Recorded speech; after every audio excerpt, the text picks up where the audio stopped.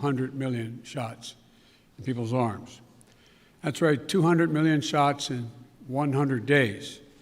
I know it's ambitious, twice our original goal, but no other country in the world has even come close, not even close to what we were doing.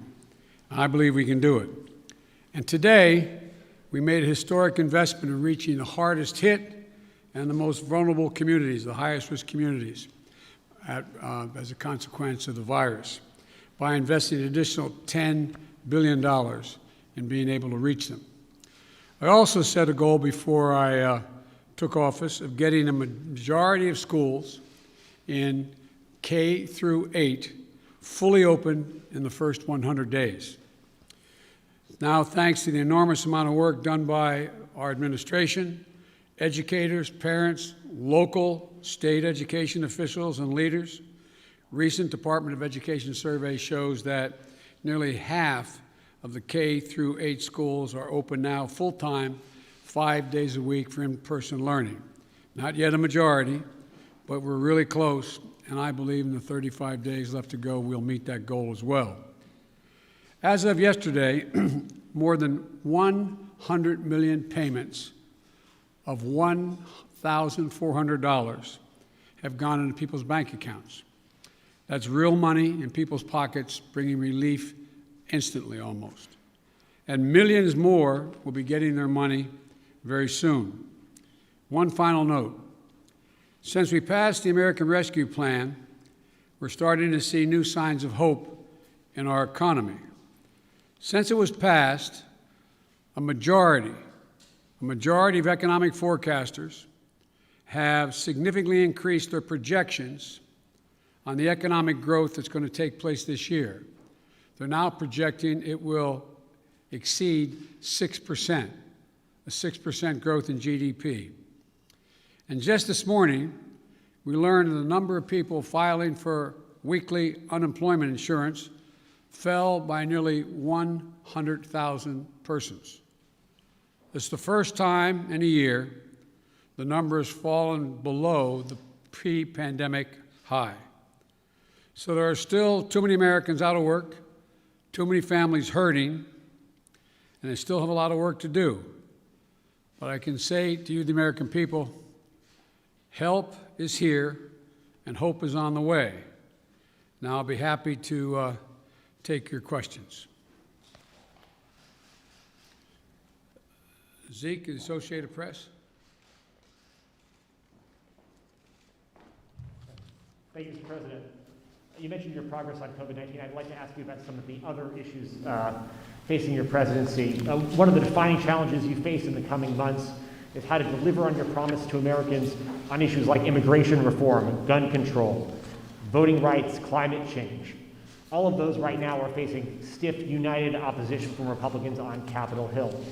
How far are you willing to go to achieve those promises that you made to the American people?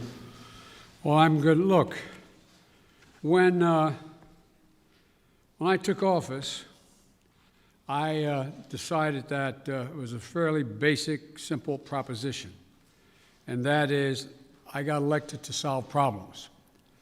And the most urgent problem facing the American people, I stated from the outset, was COVID-19 and the economic dislocation for millions and millions of Americans.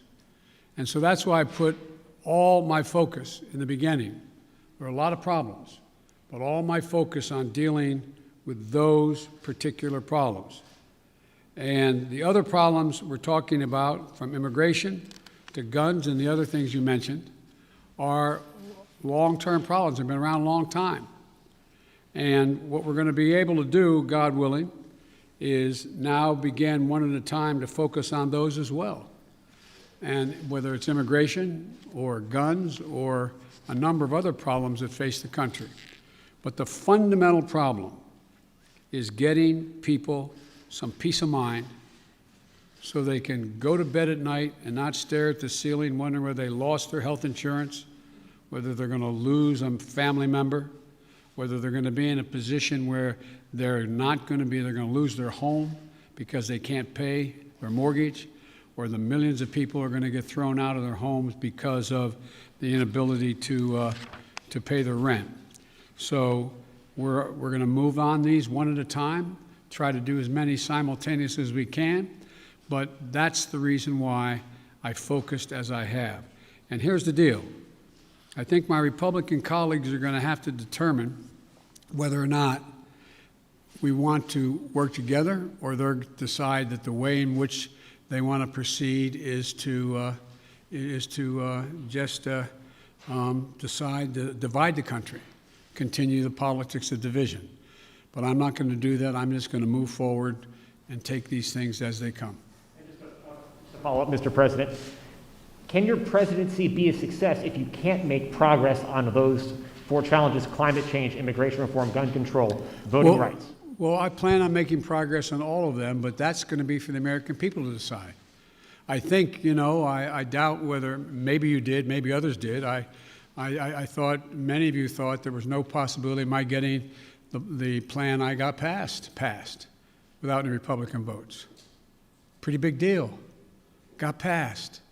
Growing the economy. People's lives are changing. So let's see what happens. All I know, I've been hired to solve problems, not create division.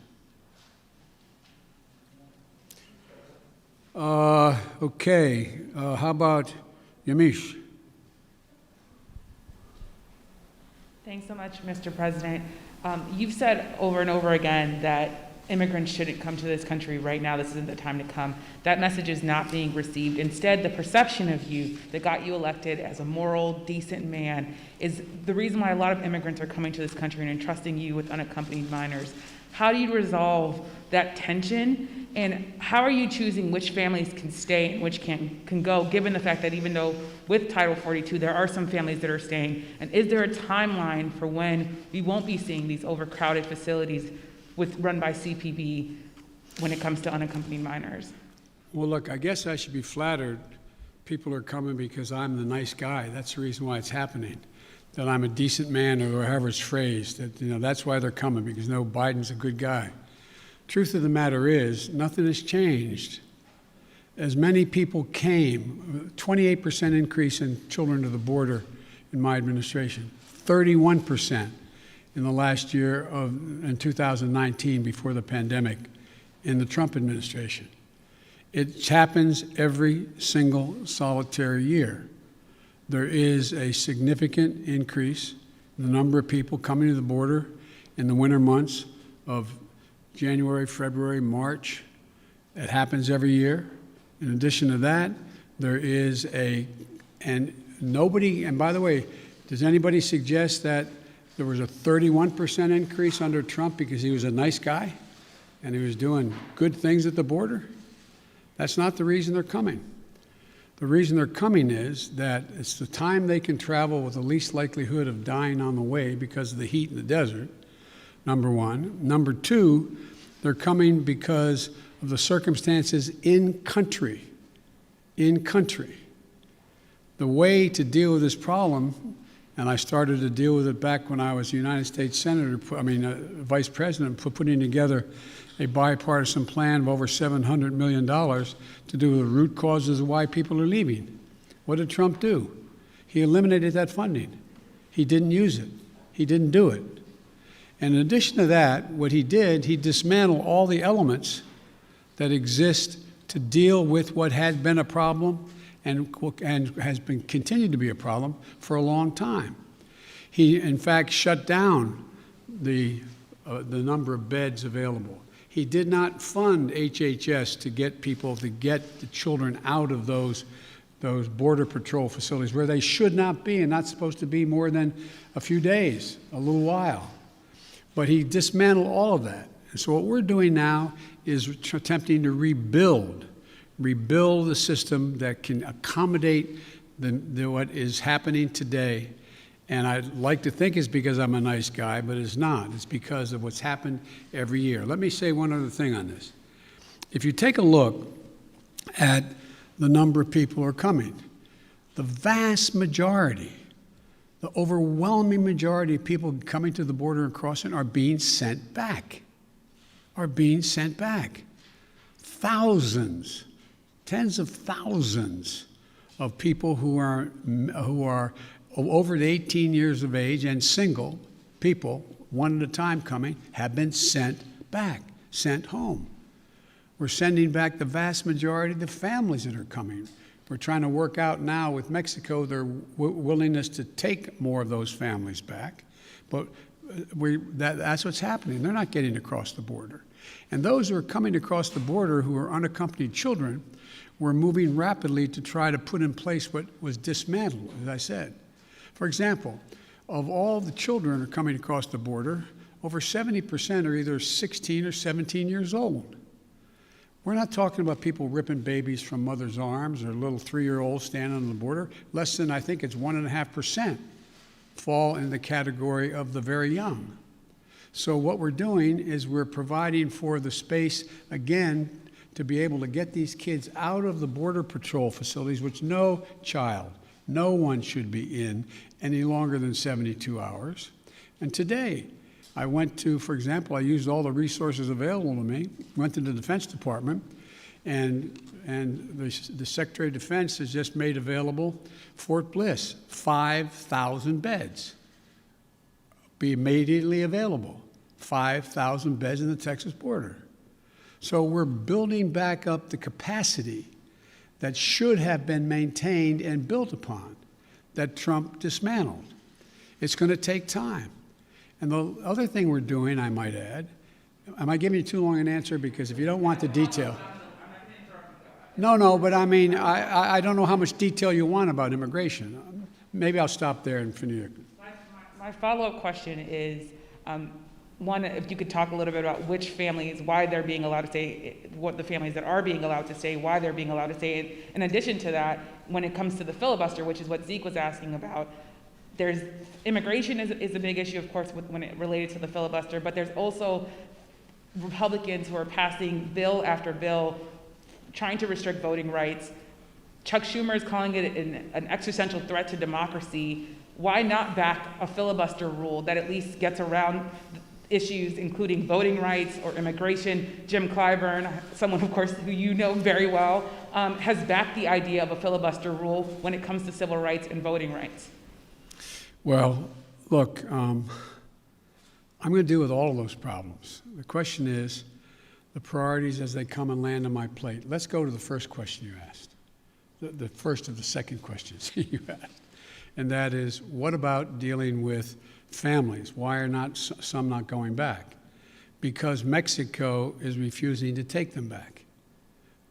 They're saying they won't take them back, not all of them.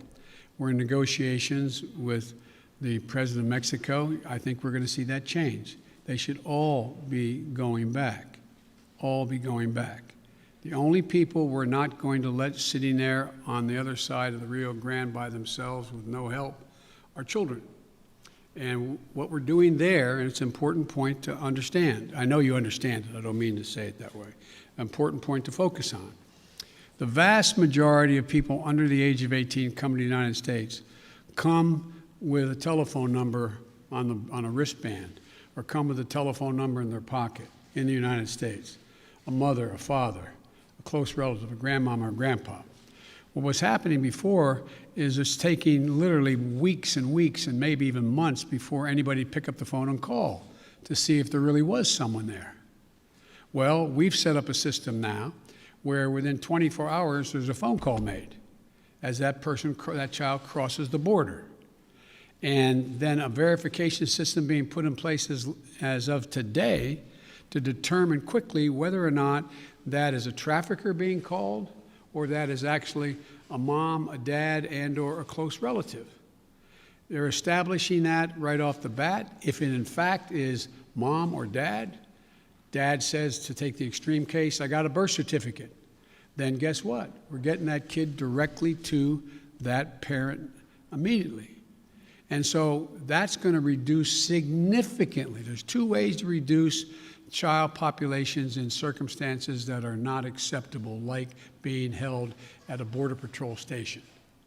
One is to get them to the place where they have a relative and set a date as to when a hearing can be held. The second way to do it is put them in a Health and Human Services facility that we're occupying now, both licensed beds around the country that exist, as well as, for example, federal resources like Fort Bliss, to get them safely in a place where they can be taken care of while their fate is determined. Filibuster. Filibuster. With regard to the filibuster, I believe we should go back to a position of the filibuster that existed just when I came to the United States Senate 120 years ago. And that is that it used to be required for the filibuster, and I had a card on this. I was going to give you the statistics, but you probably know them, that it used to be that, from between 1917 and 1971, the filibuster existed. There were a total of 58 motions to break a filibuster that whole time. Last year alone, there were 5 times that many. So it's being abused in a gigantic way. And for example, it used to be you had to stand there and talk and talk and talk and talk until you collapsed. And guess what? People got tired of talking and tired of collapsing. Filibusters broke down, and we were able to break the filibuster, get a quorum, and vote. So I strongly support moving in that direction, in addition to having an open mind about dealing with certain things that are just elemental to the functioning of our democracy, like the right to vote, like the basic right to vote. We've amended the filibuster in the past. But here's the deal. As you observed, I'm a fairly practical guy. I want to get things done. I want to get them done consistent with what we promised the American people. And in order to do that, in a 50-50 Senate, we've got to get to the place where I get 50 votes so that the Vice President of the United States can break the tie, or I get 51 votes without her. And so I'm going to say something outrageous. I have never been particularly poor at calculating how to get things done in the United States Senate. So the best way to get something done, if it holds near and dear to you that you like to be able to, anyway, we're going to get a lot done. And if we have to, if there's complete lockdown and chaos as a consequence of the filibuster, then we'll have to go beyond what I'm talking about. Okay, hang on. Sorry. Oh, Ms. Kim. Thank you, Mr. President.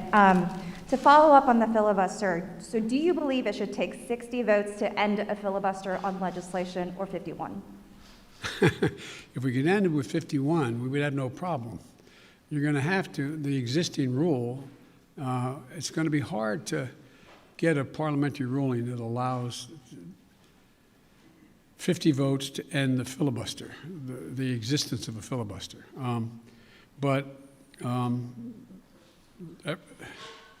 It's not my expertise in what the parliamentary rules and how to get there are, but our preoccupation with the filibuster is totally legitimate. But in the meantime, we got a lot we can do while we're talking about what we're going to do about the filibuster. Let me get here. Okay. Cecilia Vega.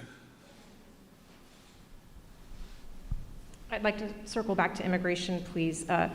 You just listed the reasons that people are coming, talking about in-country problems, saying that it happens every year. You blamed the last administration. Sir, I just got back last night from a reporting trip to the border where I met 9-year-old Josel, who walked here from Honduras by himself, along with another little boy. He had that phone number on him, and we were able to call his family.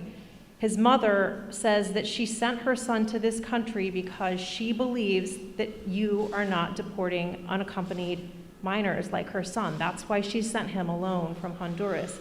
So, sir, you blame the last administration, but is your messaging in saying that these children are and will be allowed to stay in this country and work their way through this process, encouraging families like Josel's to come? Well, look.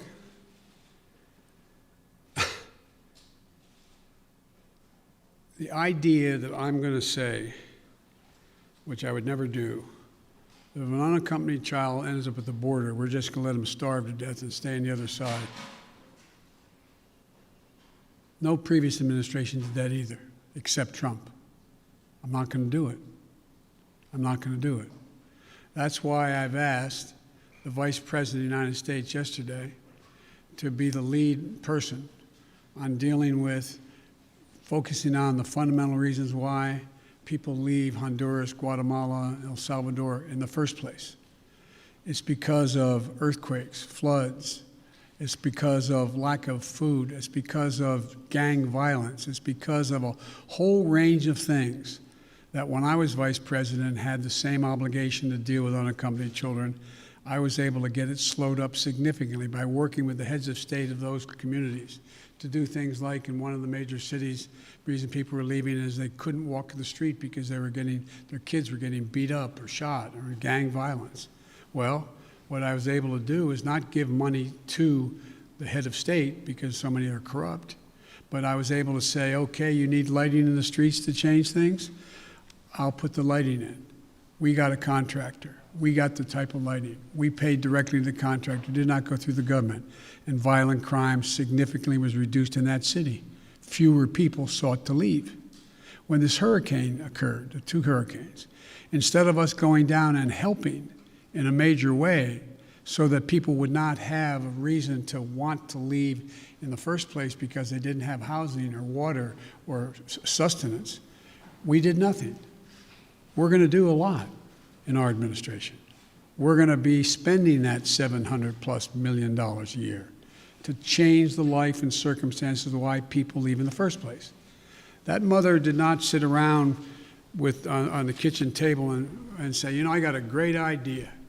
Way I'm going to make sure my son gets taken care of is I'm going to put him, how old was he or she? He's 9. I also met a 10-year-old. A 9-year-old. I'm going to send him on a 1,000-mile journey across the desert and up to the United States because I know Joe Biden's a nice guy and he'll take care of him. What a desperate act to have to take. The circumstances must be horrible. So we can do something about that. That's what the vice president's going to be doing, what I did. When President Obama asked me to come and deal, I was in Turkey at the time. He said, you got to come home and take care of this. So we put together a plan, and it had an impact. And so the question here is how we go ahead and do this, what we do. There's no easy answer. Quick follow, if I may. Do you want to see these unaccompanied minors staying in this country, or should they be deported eventually? Well, the judgment has to be made whether or not, in this young man's case, he has a mom at home. There's an overwhelming reason why he'd be put in a plane and flown back to his mom.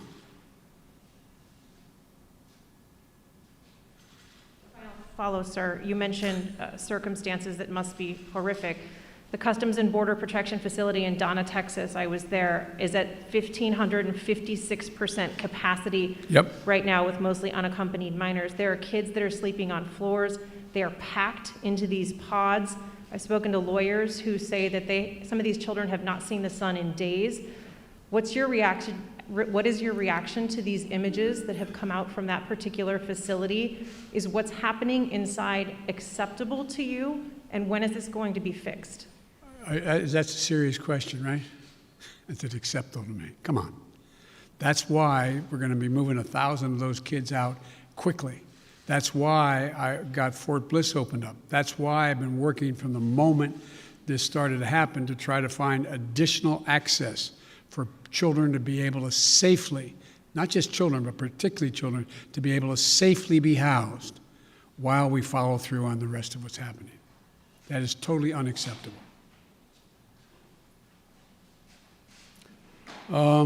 Ken. Thank you, Mr. President. I wanted to ask you about Afghanistan. You face a May 1st deadline for the withdrawal of U.S. troops from that country. As a candidate in foreign affairs, you wrote that it is past time to end these forever wars. Can you commit to the American people that by May 2nd, the U.S. will no longer have forces in Afghanistan? The answer is that it's going to be hard to meet the May 1 deadline. Just in terms of tactical reasons, it's hard to get those troops out. So what we've been doing, what I've been doing, and what Secretary Blinken has been doing, we've been meeting with our allies, those other nations that have NATO allies who have troops in Afghanistan as well. And if we leave, we're going to do so in a safe and orderly way. We're in consultation, I say, with our allies and partners and how to proceed. And Secretary Blinken is meeting in Brussels this week with our NATO allies, particularly those who have forces there. And General Austin is just met with Kayani, and I'm waiting for the briefing on that. He is the leader, quote, in Afghanistan and Kabul. And there's a UN-led process that's beginning shortly on how to mechanically get people, how to end this war. But it is not my intention to stay there for a long time. But the question is, how and in what circumstances do we meet that agreement that was made by President Trump to leave under a deal that looks like it's not being able to be worked out to begin with? How's that done? But we are not staying a long time. You just said if we leave. Do you think it's possible that We will leave. The question is when we leave. Do you believe, though, it's possible we could have troops there next year? I can't picture that being the case.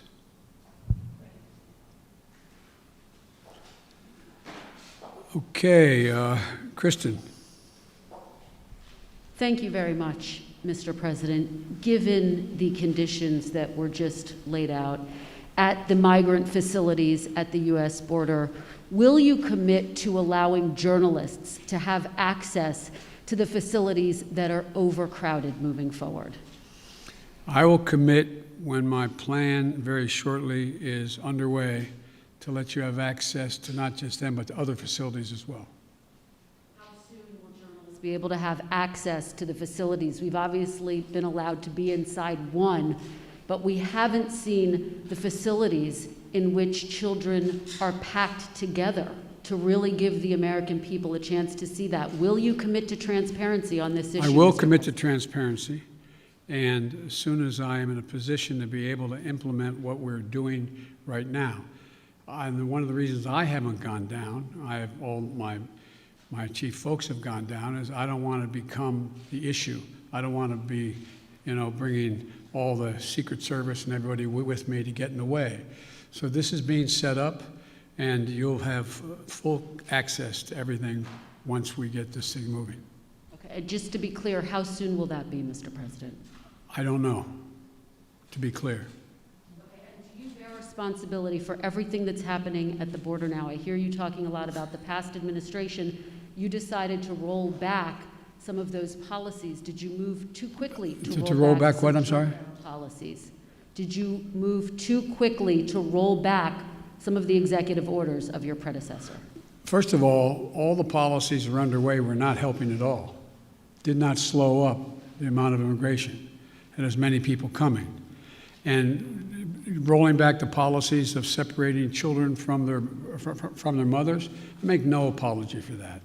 Rolling back the policies of remain in Mexico, sitting on the edge of the Rio Grande in a muddy circumstance with not enough to eat, I make no apologies for that. I make no apologies for ending programs that did not exist before Trump became president, that have an incredibly negative impact on the law, international law, as well as on human dignity. And so I make no apologies for that. To ask you about foreign policy, Mr. President. Overnight, we learned that North Korea tested 2 ballistic missiles. What, if any, actions will you take, and what is your red line on North Korea? Let me say that, number one, UN Resolution 1718 was violated by those particular missiles that were tested. number one. We're consulting with our allies and partners, and there will be responses if they choose to escalate. We will respond accordingly. But I'm also prepared for some form of diplomacy, but it has to be conditioned upon the end result of denuclearization. So that's what we're doing right now, consulting with our allies. Just very quick You only follow-up. got another hour now, okay? Diplomacy, can you define what you mean? And former President Obama warned the incoming President Trump that North Korea was the top foreign policy issue that he was watching. Is that how you assess the crisis in North Korea? Yes. Okay, hang on a second here. Kristen, Nancy, CBS? Thank you very much, Mr. President. I want to go back to voting rights. And as Yamiche mentioned, Republican legislatures across the country are working to pass bills that would restrict voting, particularly Democrats fear impacting minority voters and young voters, the very people who helped to get you elected in November. Are you worried that if you don't manage to pass voting rights legislation, that your party is going to lose seats and possibly lose control of the House and the Senate in 2022? What I'm worried about is how un-American this whole initiative is. It's sick. It's sick.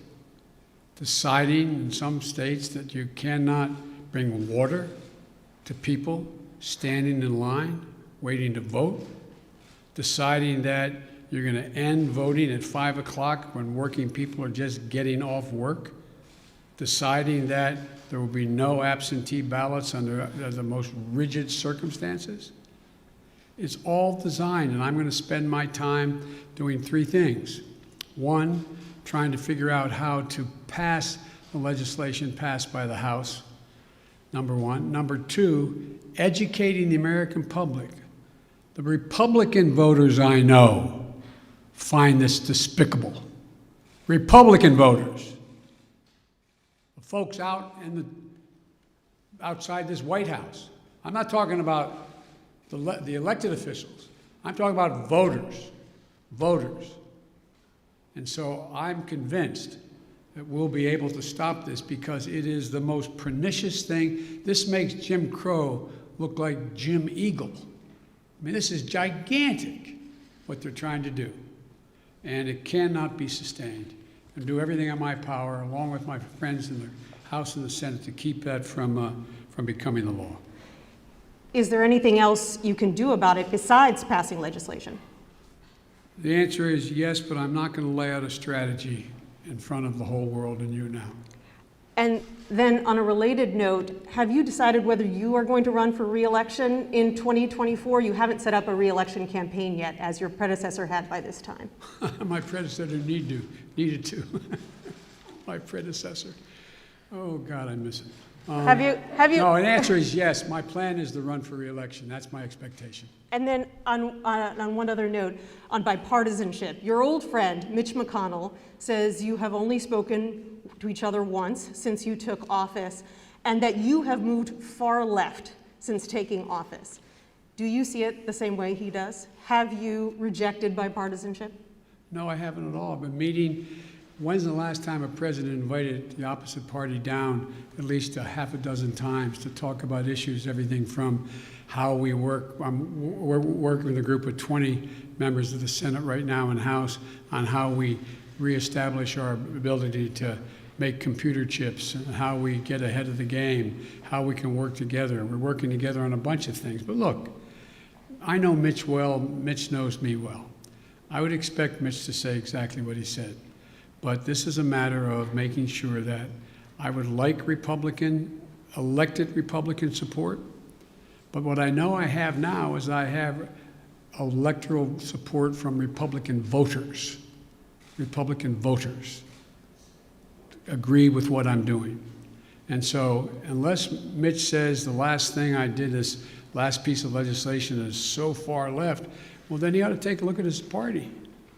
Over 50% of them must be over that edge as well, because they support what I did. Okay, where am I here? Let me see. Caitlin? Thank you very much, Mr. President. I have a question for you, but first, I'd like to follow up on a question from Yamiche, and that's on the filibuster. That counts as a question, but go ahead. Okay, I'll make it quick. It's a No, quick no, you question. Regarding the filibuster, at John Lewis's funeral, President Barack Obama said he believed the filibuster was a relic of the Jim Crow era. Do you agree? Yes. If not, why not abolish it if it's a relic of the Jim Crow era?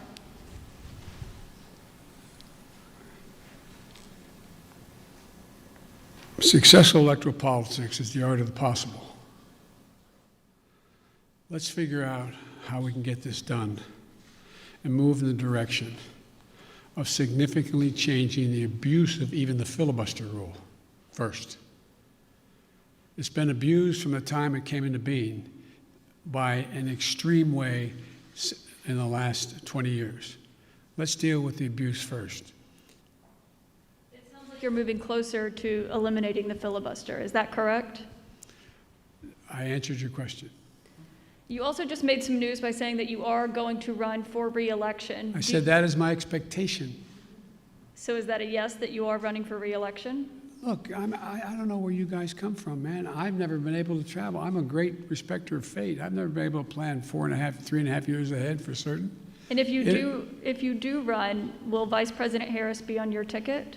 I would fully expect that to be the case. She's doing a great job. She's a great partner. She's a great partner. And do you believe you'll be running against former President Trump? Oh, come on. I don't even think about it. I have no idea. I have no idea whether there'll be a Republican Party. Do you? I know you don't have to answer my question, but I mean, do you? I mean, look, this is the way I view things. I become a great respecter of fate in my life. I set a goal of that's in front of me to get things done for the people I care most about, which are hard-working, decent American people who are really having it stuck to them. I want to change the paradigm. I want to change the paradigm. We start to reward work, not just wealth.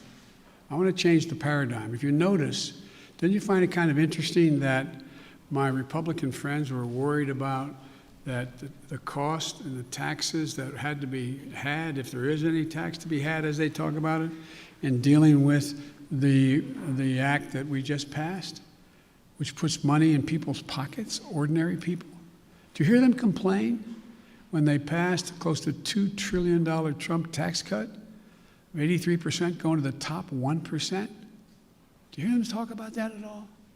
I love the fact that they found this whole idea of concern about the federal budget. It's kind of amazing. When the federal budget is saving people's lives, they don't think it's such a good idea. When the federal budget is feathering the nest of the wealthiest Americans, 90 of the Fortune 500 companies making billions of dollars, not paying a cent in taxes, reducing taxes to the point that people who are making, if you're a husband and wife, a school teacher, and a cop, you're paying at a higher rate than the average person making $1 billion a year is. Something's wrong. Their newfound concern.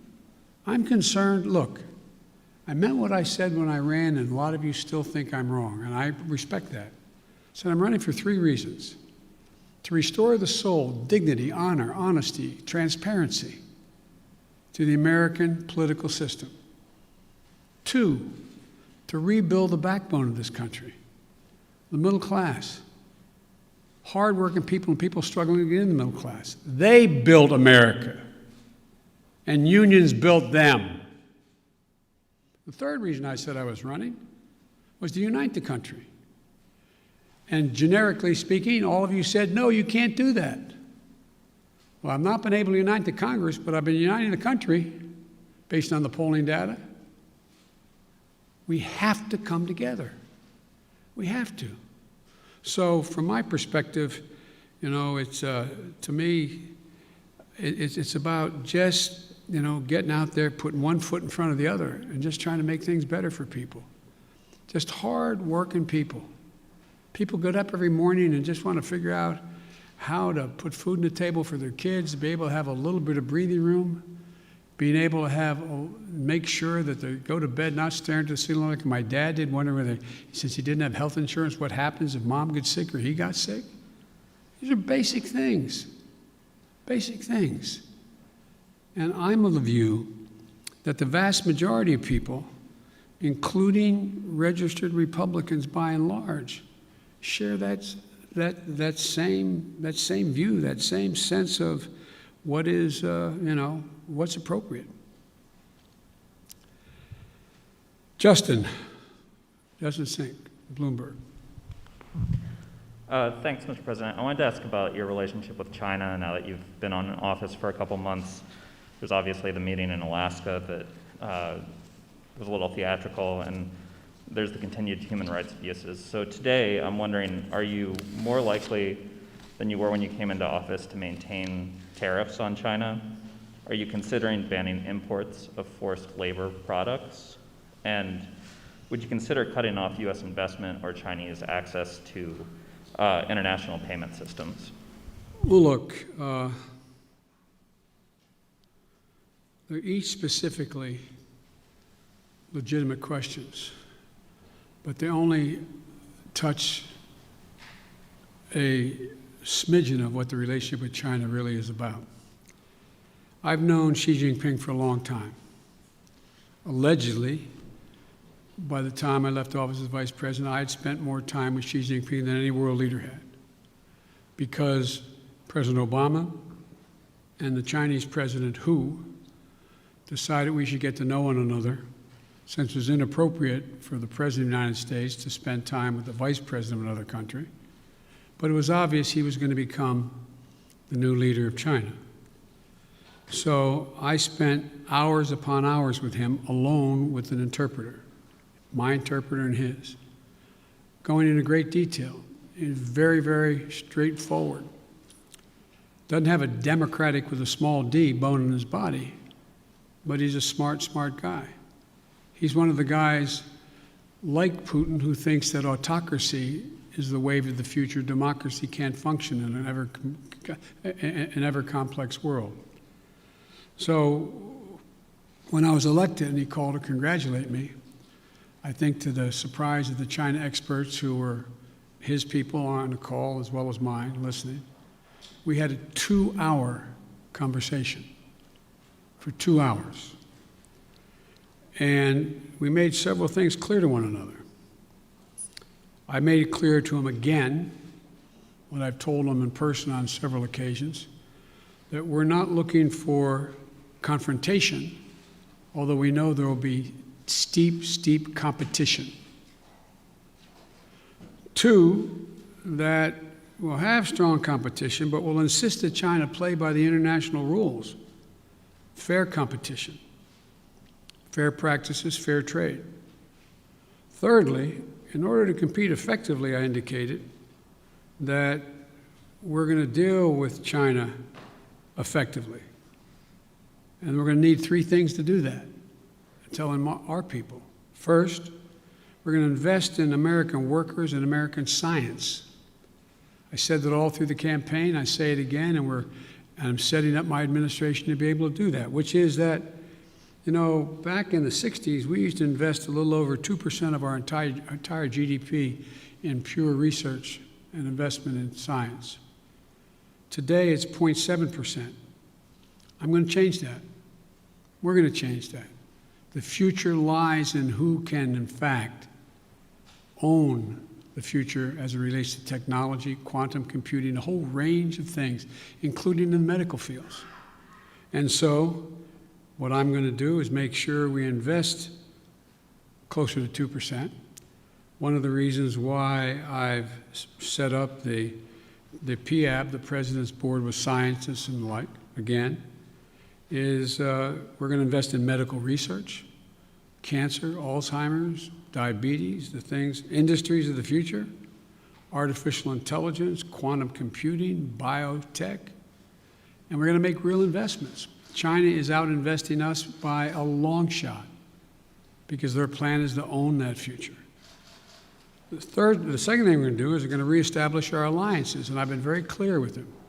It's not anti-Chinese, and we've talked about it. I want to make sure that, for example, later today, after this, as a matter of fact, shortly after this, which is fine, we've been going close to an hour. I'm happy go longer, but one of the things that I'm going to be doing, I'm going to be speaking with 27 heads of state in Europe.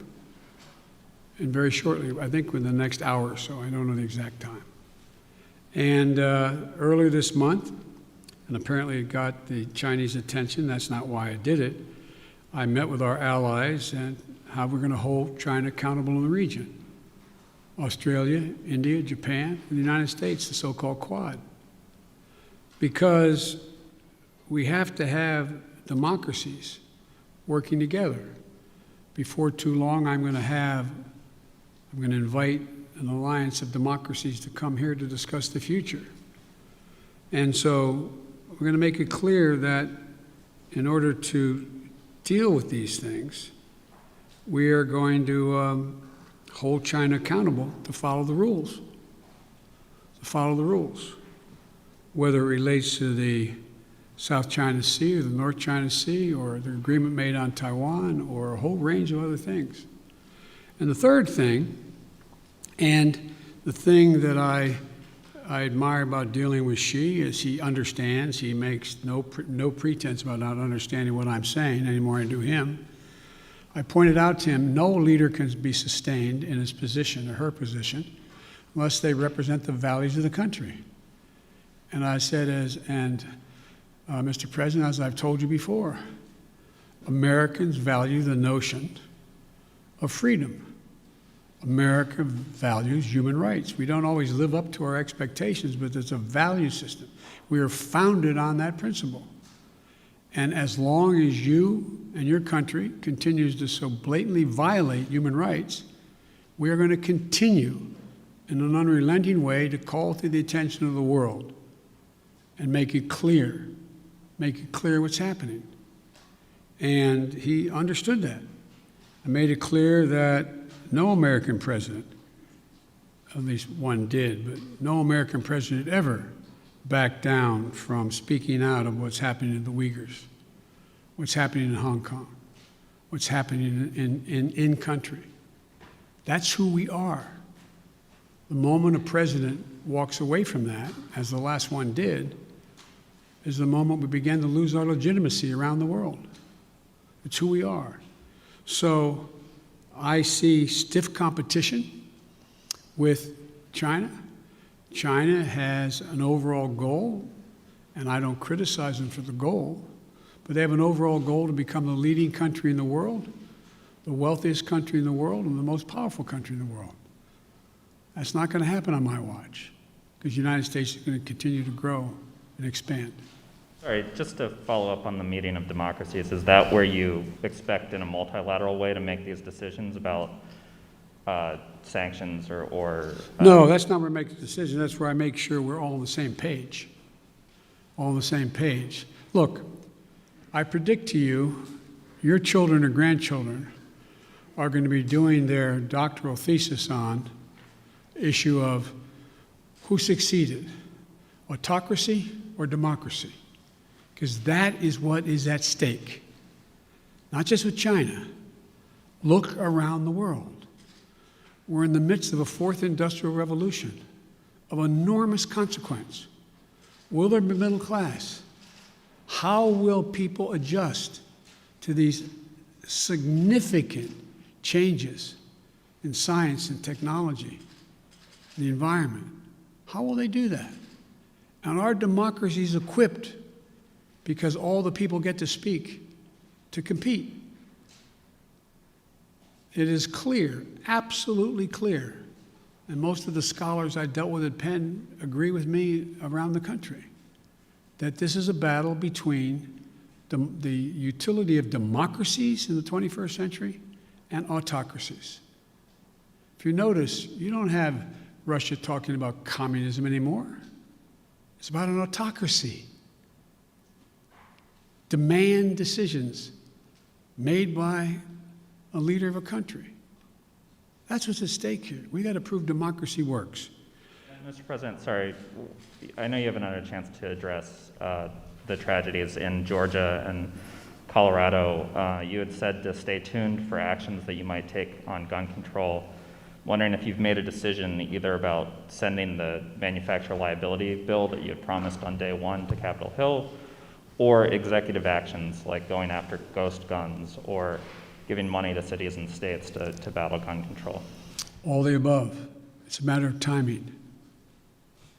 As you've all observed,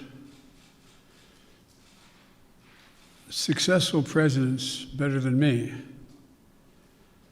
have been successful in large part because they know how to time what they're doing, order it, decide in priorities what needs to be done. The next major initiative is, and I'll be announcing it Friday in Pittsburgh in detail, is to rebuild the infrastructure, both physical and technological infrastructure of this country, so that we can compete and create significant numbers of really good paying jobs. Really good paying jobs. And some of you have been around long enough to know that used to be a great Republican goal and initiative. I still think the majority of the American people don't like the fact that we are now ranked, 85th in the world in infrastructure. I mean, look, the future rests on whether or not we have the best airports that can accommodate air travel, ports that you can get in and out of quickly so businesses decide. Some of you, if you're ever local reporters and you found your governor or mayor trying to attract business to your community, what's the first thing the business asked? What's the closest access to an interstate highway? How far am I from freight rail? Is the water available? Is enough water available for me to conduct my business? All the things that relate to infrastructure. We have somewhere, I asked the staff to write it down for me, and they did, not for this, but for a longer discussion. We have somewhere in terms of infrastructure, we rank 13th globally in infrastructure. China is investing 3 times more in infrastructure than the United States is. Bridges, more than 1/3 of our bridges, 231,000 of them, need repairs. Some are physical safety risks or preservation work. 1 in 5 miles of our highways and major roads are in poor condition. That's 186,000 miles of highway. Aviation, 20% of all flights weren't on time, resulting in 1.5 million hours lost in production. 6 to 10 million homes in America still have lead pipes servicing their water lines. We have over 100,000 wellheads that are not capped, leaking methane. What are we doing? And by the way, we can put as many pipe fitters and miners on us to work capping those wells at the same price that they would charge to dig those wells. So I just find it frustrating. Talk about, last point I'll make in the infrastructure, and I apologize for spending more time on it, but is that if you think about it,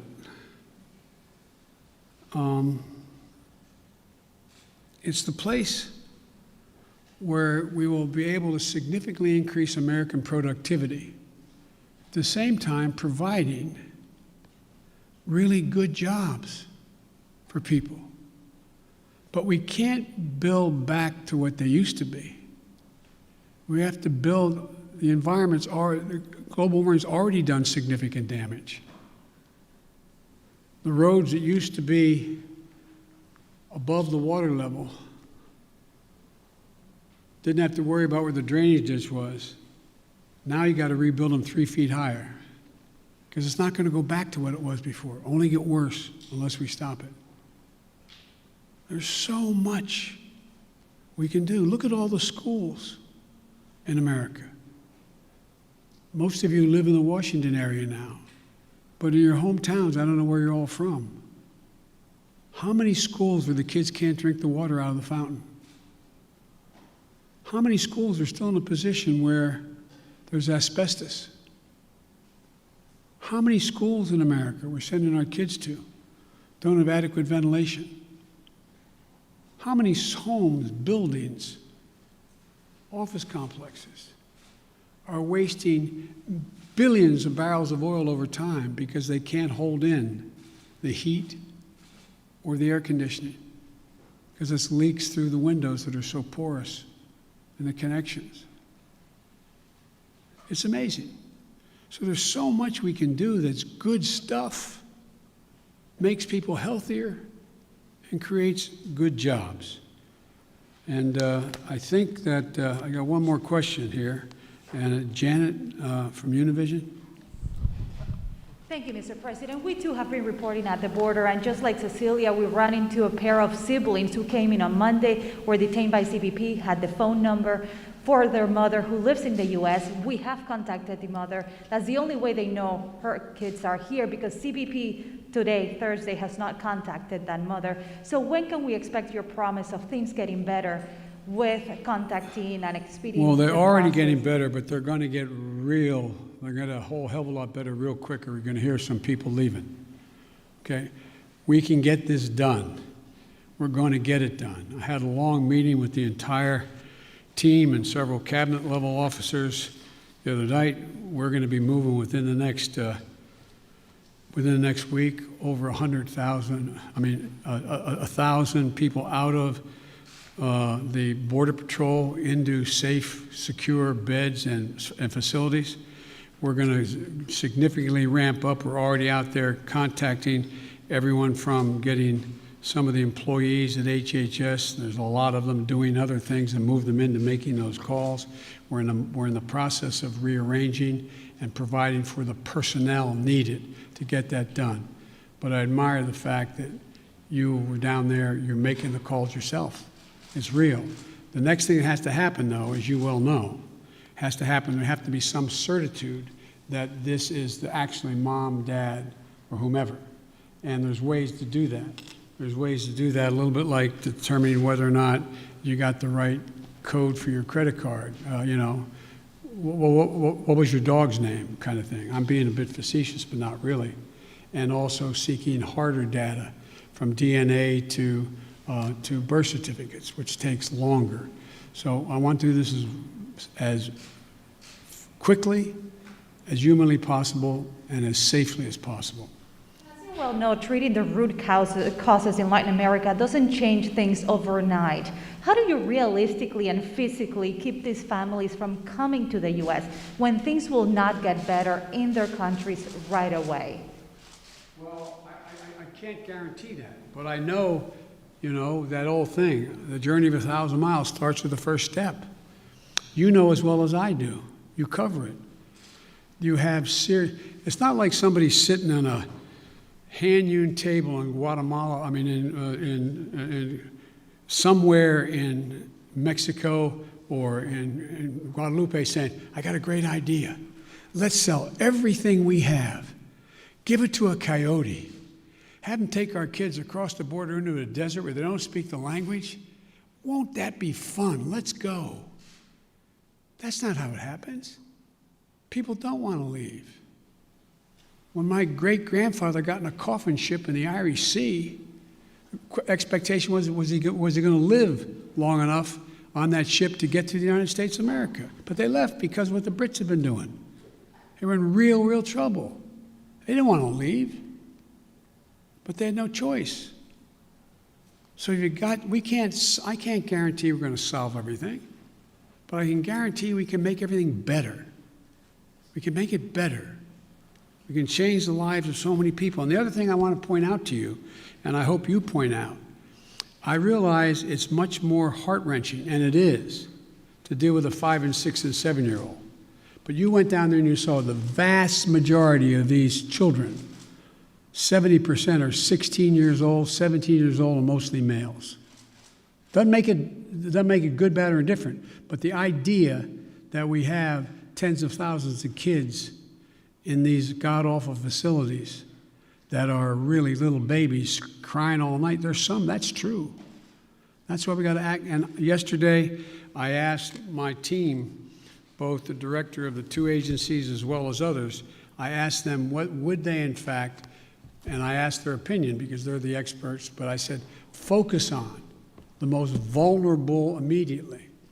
But there's no reason why in the next month as people cross the border, that phone call can't be made in the first 48 hours and begin. If I may ask one last question, have you had any talks with Senate Republicans who are threatening this administration with not considering the immigration legislation that was passed in the House until the situation at the border has been resolved? No, because I know they have to posture for a while. They sort of got to get out of their system. This is a, but I'm ready to work with any Republican who wants to help solve the problem or make the situation better. But folks, I'm going. Thank you very, very much. I appreciate it. Thank you.